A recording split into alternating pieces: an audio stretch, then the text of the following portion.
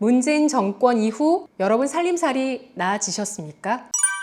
현재 우리나라는 초안전의 전시 상황이며 이 나라 대한민국의 미래 300년이 걸려있는 상황입니다. 석기 시대로 갈 것이냐, 미국과의 굳건한 동맹으로 G5 국가로 비상할 도약대로 갈 것이냐죠. 따라서 지금의 상황을 모른 채 하고 눈 감아버리면 그에 대한 책임도 뒤따라야 할 것입니다. 지금은 우리 모두가 머리를 맞대고 의견을 모아야 할 때입니다. 누구도 선택을 회피해선 안 됩니다. 인생을 살면서 가장 중요한 건 무엇일까요? 저는 매 순간의 최선의 선택이라고 생각합니다. 저는 지금 저의 선택이 3년 후는 물론 5년 후 저의 미래를 바꿀 거라고 생각하고요. 그러한 선택들이 쌓여서 10년 후에 저를 만들 거라고 봅니다. 대한민국의 주권을 가진 우리는 모두 지금 최선의 선택을 해야만 합니다. 우리나라의 미래를 바꿀 뱃머리를 움직이는 조타 장치를 우리 모두가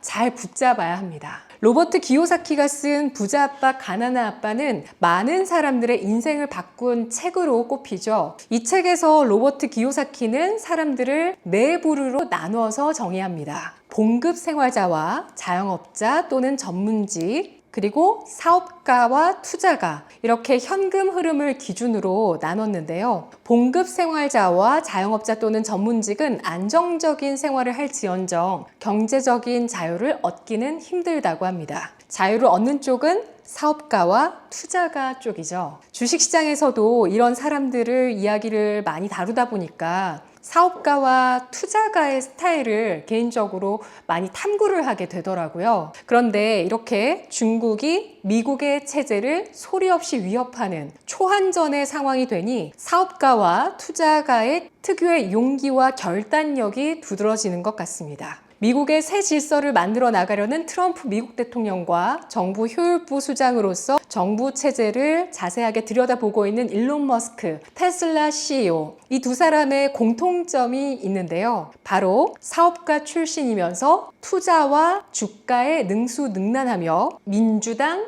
지지자였다는 점입니다. 그랬던 그들이 지금은 공화당 후보로서 대통령에 당선되고 그런 그를 전적으로 지지하는 열렬한 지지자이자 후원자, 또 동행하면서 정부 일까지 도맡아 하는 그런 역할까지도 마다하지 않고 차지를 하고 있습니다. 트럼프와 일론 머스크, 그들은 펜타닐, USAID와 교육부, 부정선거, 코로나19, 딥스테이트를 하나하나 끄집어내면서 탈탈 털어내고 미국이라는 나라를 바로잡기 위해서 모든 걸 바치고 있죠. 모든 정치 후원금을 100% 트럼프에게 올인했었던 일론 머스크는 그런 선택을 한 데 대해 이렇게 말한 바 있습니다. 만약 이번에 트럼프를 당선 못 시키면 우리나라의 민주주의는 잃을 거라고 본다. 양당 체제를 잃을 것이다 라고 말이죠. 그러면서 불법 이민자들이 모든 선거 경합주의 세 자릿수 증가율로 급증했었는데 이렇게 불법 이민자를 들여와서 민주당이 부정한 승리를 계속하려고 하고 있고 그렇게 미국이 일당 체제로 가게 되는 길을 가고 있다. 또한 캘리포니아주는 모든 선거에서 신분증을 요구하는 것을 불법화하는 법을 입법했다. 부정선거를 하려는 것이다 라고 설명하면서 왜 트럼프가 대통령이 돼야 하는가에 대해서 설명했었는데요. 최근에는 이런 말도 했습니다. 내가 만약 끝까지 부정부패와 독직, 직권 남용을 무너뜨리게 되면 그들은 나를 죽이려 들 것이다 라고 말이죠. 최근엔 테슬라의 주가가 CEO 리스크, 즉 일론 머스크의 정치 활동으로 인한 우려가 반영되면서 하루 만에 시가총액 190조 원이 날아가기도 했습니다.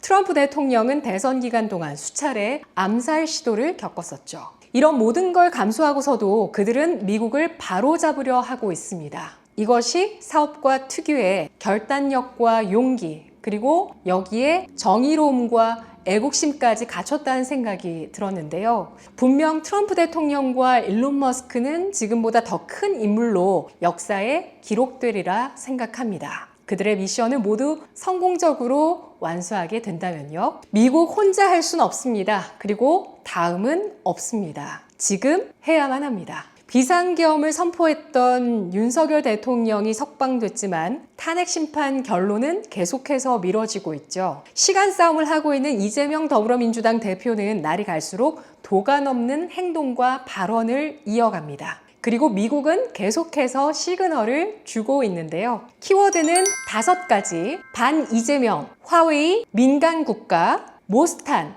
MRO로 정리할 수 있습니다. 먼저 반 이재명입니다. 작년 연말 나왔던 소식인데요. 미국 의회조사국이 12월 23일자 공식 문건 사우스 코리안 폴리티컬 크라이시스에서 이재명 대표는 부패, 비리, 선거법 위반, 불법 자금 송금 혐의로 기소된 인물이라고 문구를 적시했습니다. 또한 문건 말미에 이재명이 윤석열 대통령의 한미공조 글로벌 중추국가 전략을 반대했으며 특히 일본과의 관계 회복에 대해 수치스럽다는 표현을 했었다라고 쓰기도 했었죠. 미국 의회조사국 문건은 미국 의회 상하원 의원이 모두 참고하는 공식 자료이며 미국 의회조사국은 100여 년의 역사를 가진 초당파적인 연구기관이자 미국 의회의 공식적인 싱크탱크인데요. 미국 정치권에서 신뢰하면서 보는 문건에서 리짜이밍이 법관 쇼핑을 하고 재판을 미루고 혐의를 받은 사실조차 잊을 때까지 혹은 대통령이 될 때까지 판결을 미루려고 목숨을 걸 것 같은 이런 혐의들에 대해서 이렇게까지 조목조목 넣었던 의도는 무엇이었을까요? 윤석열 대통령의 탄핵이 미국 입장에서는 탐탁치 않은 시나리오로 보고 있다는 뉘앙스입니다. 윤 대통령의 탄핵이 확정된다면 리짜이밍이 중국과 북한, 러시아까지 팀을 먹고 동북아 주도권을 넘겨줄 수 있는 위험 인물이라는 우려가 상당히 내포된 것이죠. 이재명 대표는 미국 최대 규모 보수 행사 지난 2월 말에 열린 시팩 연례 행사에서도 거론됐습니다. 모스탄 교수가 이 대표를 겨냥해서 그는 북한과 중국 공산당과 협력하고 있으며 대북 송금 등 여러 범죄의 혐의를 받고 있다며 윤석열 대통령을 대신해 대통령직을 차지하려는 인물이라고 설명했습니다. 또한 한국의 민주당이 입법 폭정을 통해 국가를 장악하고 북한 스파이들에게 피난처를 제공하며 중국 공산당의 영향을 환영하는 등 압도적인 의석수를 이용해 나라를 뒤흔들고 있다고 우려했습니다. 시팩에서는 또 역시 윤 대통령 부당 탄핵이야말로 쿠데타이며 내란이라고 강조했고 윤석열 대통령이 직무에 복귀해야 할 것이라며 만일 조기 대선 시에는 또 표 도둑질을 당할 것이라는 목소리들이 쏟아져 나왔는데요. 특히 선거 부정에 대한 국제공조 수사가 절실하다는 데에도 공감을 했습니다. 시팩 행사에 대해서는 국내 일부 보수 언론들 뉴데일리, 스카이데일리, 펜앤드마이크, 파이낸셜 뉴스 등이 다뤘을 뿐 국내 주요 언론들은 전혀 제대로 다루지 않았었죠. 시팩 행사 후에 모스탄 전 미국 국제형사사법대사가 우리나라에 직접 들어와서 세이브 코리아 연설부터 해서 보수 유튜브 언론들을 돌아가면서 방문해서 인터뷰를 하면서 이러한 목소리를 계속 이어나갔습니다. 그리고 3월 7일 윤석열 대통령 석방 결정 속보가 나온 후에 그는 출국했습니다. 우연의 일치가 아닐 겁니다. 모스탄 교수가 와서 계속 목소리를 직접 낸다는 건 미국의 간접적인 시그널인데 그것도 캐치하지 못하고 헛다리 짚으면 안 되겠죠. 두 번째 키워드는 화웨이입니다. 2018에서 19년 당시 화웨이는 미중 관세 전쟁의 아이콘이었습니다. 화웨이뿐 아니라 최근엔 중국 통신장비 기업 바이셀즈 등이 통신장비를 통한 스파이 활동 가능성에 대한 의혹이 제기됐었는데요. 그런데 매슐랩 시팩 대표가 직접 중국 화웨이가 한국 선거 시스템을 장악하고 있다는 말을 윤석열 대통령에게 들었다고 현지 시간 2일 보도를 통해 공개한 것입니다. 매슐랩 대표는 탄핵 정국이던 지난해 12월 16일 극비 방안에서 윤 대통령을 만나서 알게 됐다면서 이러한 대화 내용을 전했는데요. 매슐랩이 이렇게 물었습니다. 모든 여론조사에서 크게 앞섰음에도 겨우 1%로 이긴 이번 대선에서 무슨 일이 일어났고 누가 한국의 선거를 운영하고 있는가? 라고 질문을 했는데 윤 대통령이 세 번째 같은 질문에 결국 화웨이가 한국 선거를 운영하고 있다고 답했다는 겁니다. 중국이 화웨이를 통해서 우리나라 선거를 주무르고 있다는 트럼프 대통령 최측근의 발언이 직접 나왔는데 중국도, 선관위도, 민주당도 간담이 선을 하지 않다면 거짓말이겠죠. 다음 세 번째 키워드는 민감국가입니다. 윤 대통령의 탄핵 심판 결론이 차일피일 미뤄지자 던져진 키워드인데요. 미국 에너지부가 한국을 민감국가 목록에 올렸는데 이를 최종 확정하게 된다면 양국의 협력에 차질이 생긴다는 것이 확인됐습니다. 이정헌 더불어민주당 의원은 19일 과기부 자료에 따르면 미국과 우리나라가 그간 합성 생물학, 2차 전지, 핵융합, 원자력 등 4가지 핵심 기술 분야에서 협력을 이어왔다면서 미국 민감국가 확정 시에는 배터리 바이오 협력에 차질을 빚을 거라고 우려했는데요. 한미 양국은 올해 4가지 핵심 기술 분야 협력 관련해서 3,006억 원 규모의 R&D 협력을 진행 중이라고 합니다. 민감국가 목록에 올린 건 바이든 행정부였는데 미국의 민주당도 윤석열 대통령의 탄핵이 우리나라 체제와 한미 동맹을 위협하는 사안이었다고 보고 있었던 겁니다. 다음 네 번째 키워드는 모스탄입니다. 이분이 계속 목소리를 내고 계신데 미국 정부 입장의 메시지를 대변하는 메신저 역할을 하고 있습니다. 그는 트럼프 일기 핵심 참모이기도 했죠. 너무 우리나라 정치권에서 못 알아듣는다고 생각하셨나 봐요. 현지 시간 18일에 한국 좌파가 윤석열 대통령 탄핵을 후회할 수도 있는 이유라는 칼럼을 실으셨어요. 모스탄 교수는 윤석열 대통령을 탄핵할 수 있는 합법적인 법적 근거가 존재하지 않기 때문에 그러한 결정은 한국 내부는 물론 이를 지켜보는 전 세계인들의 비난을 받을 것이라며 윤석열 대통령이 탄핵된다면 국무부 관련법 7,008조가 발동돼 미국 정부로부터 양자 경제 지원, 국제 안보 지원, 다자 지원, 수출 및 투자 지원 등이 중단될 수 있다고 강조했습니다. 이 칼럼에서 모스탄 교수는 이재명 대표를 비롯한 좌파 세력이 정권을 잡게 될 경우 대한민국이 중국 공산당의 지배 아래에 놓이게 될 것이라며 윤석열 대통령을 탄핵한 좌파 진영의 지나친 무리수 탓에 결국